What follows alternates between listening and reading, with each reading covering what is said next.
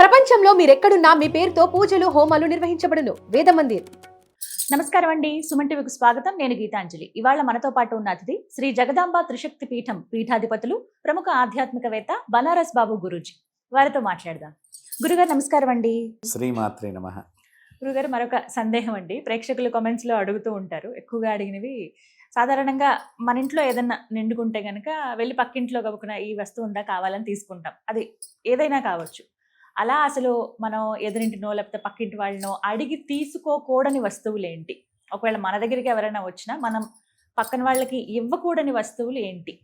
అవి తెలుసుకుంటే కనీసం కొంతలో కొంత ఒక అవేర్నెస్ అండి. తప్పకుండా ఇది కూడా నేటి సమాజానికి చాలా ఉత్తమమైనటువంటి ప్రశ్నే. తెలుసుకోవాలి. ప్రతిదానికి కూడా పక్క వాళ్ళ మీద ఆధారం ఎక్కువైపోతుంది. కాబట్టి మీరు అడిగిన దానిలో ఏ వస్తువులు తెచ్చుకోకూడదు అంటే ఉప్పు తెచ్చుకోకూడదు. ముఖ్యంగా అవునండి. ఉప్పుని తెచ్చుకోకూడదు. అలాగే మేకులు ఒకటి తెచ్చుకోకూడదు. అలాగే బట్టలు కుట్టేటువంటి సూదులు తెచ్చుకోకూడదు. అలాగే సహజంగా ఈ ఆడవాళ్ళందరూ పక్కన ఇంకొక ఆడవాళ్ళు కనిపించగానే మీకు ఏదైనా పిన్నీస్ లాంటిది కావాల్సి వస్తే కూడా పిన్నీస్ను కూడా అడిగి తీసుకుంటారు వెంటనే. అవి కూడా చేయకూడదు. ఏమిటంటే ఇనుము మీరు అడిగిన రోజు మీకు తెలియదు. ఆ అడిగిన రోజులో శనికి సంబంధించిన హోరా కాలంలో కనుక మీరు కనుక ఈ పిన్నీసుని ఈ మేకుల్ని తీసుకున్నారనుకోండి, వాళ్ళ శని మీకు పట్టుకుంటుంది. అది ఎప్పుడుందో మీకు తెలియదు కదా. అందుకని కొన్ని వస్తువుల్ని శాస్త్రంలో చెప్పడం జరిగిందనమాట. ఇవి మామూలుగా అడిగి తీసుకోవద్దు, బయటకు వెళ్ళి కొనుక్కు తెచ్చుకోండి. కొనుక్కున్నాము అంటే మనం డబ్బులు ఇస్తున్నాము, వాడు వ్యాపారంగా అమ్ముతున్నాడు. దానికి కూడా కొన్ని వారాలు చెప్పారు. ఆ వారాల్లోనే తెచ్చుకోవాలి, మిగతా వారాల్లో తెచ్చుకోకూడదని చెప్పడం జరిగింది. పూర్వం అలా పాటించేటువంటి వాళ్ళు. ఉప్పు ఒకటి, మేకులు ఒకటి, పిండీసులు ఒకటి. సహజంగా మనం ఏం చేస్తామంటే గబుక్కున ఈ చెప్పుల దగ్గర కూడా పక్క వాళ్ళ చెప్పులు వేసుకుంటూ ఉంటాం. కొంతమంది జరుగుతూ ఉంటాయి. ఇప్పుడు పెళ్లి మండపం దగ్గరికి వెళ్ళామనుకోండి, మన చెప్పులు కనిపించకపోతే నా చెప్పులు వేసుకెళ్ళవే అంటారు సహజంగా. అవును. ఇప్పుడు అలాంటివి కూడా మనం చేయకూడదు. ముఖ్యంగా ఎందుకంటే ముఖ్యంగా వంట చేసేటువంటి సందర్భంలో ఇంట్లో తైలము నిండుకుందని పక్క వాళ్ళ ఇంటి నుంచి తైలం తెచ్చుకోకూడదు. నూనె వస్తువులు, అది ఏ నూనె కావచ్చు, కొబ్బరి నూనెనే కదండి, నువ్వుల నూనె కాదు. మళ్ళీ దీనిలో కొంతమంది ఆప్షన్స్ అడుగుతూ ఉంటారు. నూనె అనేటువంటిది శనికి సంబంధించినటువంటిది. ఇవన్నీ కూడా. సో ఇలాంటి వస్తువులు మనం తెచ్చుకోకూడదు. అలాగే నల్ల కలర్లో రంగులో ఉండేటువంటి దుప్పట్లు కానివ్వండి, మన రగ్గులు కానివ్వండి, ఇలాంటివి కూడా మనం తెచ్చుకోకూడదు. ఇవి ఏ సమయమైనా కూడా ఎప్పుడు కూడా తెచ్చుకోకూడదు. ఒకటి. ఇంకొక విషయం, రాత్రిపూట అంటే సాయంకాలం అయిందనుకోండి, పక్కింటికి పెరుగు నిమిత్తము వెళ్ళి పెరుగు తెచ్చుకోకూడదు. అడగకూడదు. సాయంత్రం సమయంలో పిల్లలు ఉన్నారని అడుగుతూ ఉంటారు కానీ తెచ్చుకోకూడదు. సాయంత్రం తోడు కావాలి అని పక్క వాళ్ళ దగ్గరికి వెళ్ళి అడగకూడదు.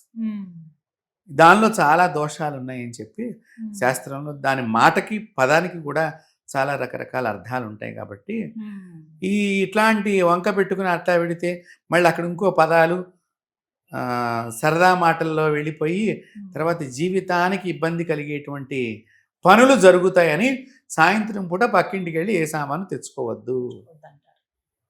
ఇప్పుడు ఇక్కడ తోడు అన్నామనుకోండి, నాకు తోడు కావాలి అంటే ఎవరు కావాలి తోడు అని ఒక సరదాగా ఒక యువకుడు అన్నాడు అనుకోండి, దాని మాట ఎంత అర్థం మారిపోతుందో ఆలోచించి. ఇప్పుడు వాళ్ళు ఇలాంటి మాటలతోనే బాగా కామెడీగా ఉన్నాయి అని మేము గొప్ప టాలెంట్ కలిగిన వాళ్ళని ఈ పదాలతోనే కదా జీవితాలను పాడు చేసుకుంటున్నారు. వీటిని వస్తువుల రూపకంగా కూడా పూర్వకాలం పాటించారు. ఇట్లాంటి వాటి గురించి ఎప్పుడు కూడా వెళ్ళమాకండి. కాబట్టి ఈ వస్తువులు సాయంత్రం అయితే ఈ పెరుగు పాల గురించి కానీ మనం పక్కింటికి ఎప్పుడు కూడా వెళ్ళకూడదు. పగలపూట ఈ వస్తువులు మనం ఎప్పుడు కూడా తెచ్చుకోకూడదు. ఇవి రకరకాలైనటువంటి దోషాలు. అలాగే నువ్వులు ఒకటి తెచ్చుకోకూడదు. మనం పక్కింటి నుంచి మనం కొనుక్కోవాలి. ఎప్పుడు కూడా పక్కింటి దగ్గర నుంచి మనం తెచ్చుకోకూడదు. నువ్వులు, చింతపండు, పులుపుకు సంబంధించినటువంటివి. కొంతమంది కూరగాయలు అడుగుతుంటారు గురుగారు.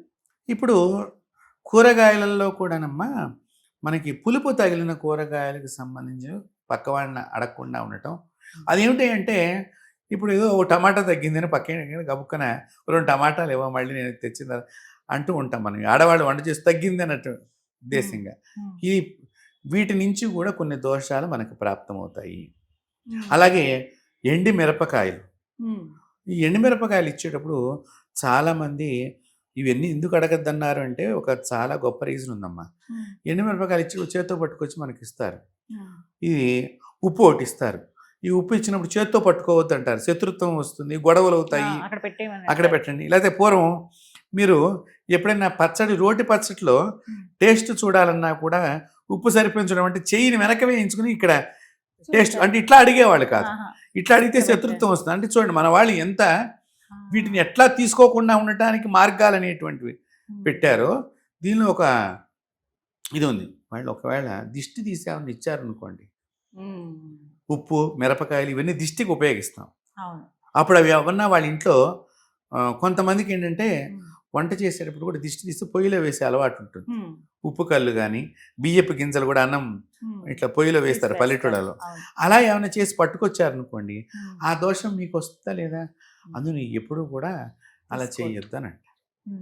ఇవి ముఖ్యంగా మనం పక్కింటి నుంచి ఎప్పుడు కూడా తెచ్చుకోకుండా ఉండాల్సినవి. మనం కూడా ఇవ్వకూడదు కదండి ఇవి. అంతే, మనం తెచ్చుకోకూడదు, మనం పంచకూడదు. మనం కూడా ఇవ్వకుండా ఉంటేనే మంచిది.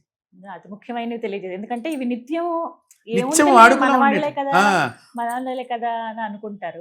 అది నిజమే గురువుగారు, ఇవన్నీ గుర్తుపెట్టుకోవాలి. తర్వాత ఈ అగ్గి పొలలు కూడా మనం తీసుకోకుండా ఉండటం మంచిది. అగ్గి రాజుతుంది. ఒక్కొక్కడు ఒక్కొక్క చేతిలో శక్తి ఉంటుందమ్మా. అనవసరంగా అవి మనకి దోషాలు వస్తాయన్నట్టు కొంతమంది కొన్ని పాటించేవాళ్ళు పూర్వం. చాలా సంతోషం గురువుగారు. అంటే పూర్వకాలంలో చేసినవి మన మంచికే ఇవన్నీ కూడా. ప్రతిదీ కూడానమ్మా, ప్రతిదీ మన మంచికే. ఒక అర్థం ఉంది.